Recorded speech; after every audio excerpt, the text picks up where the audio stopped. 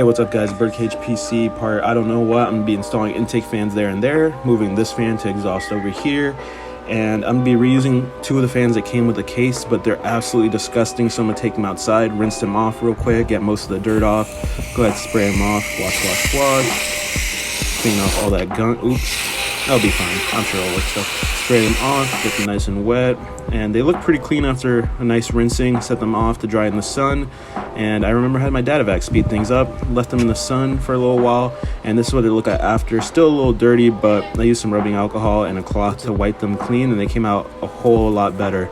Tune in next part.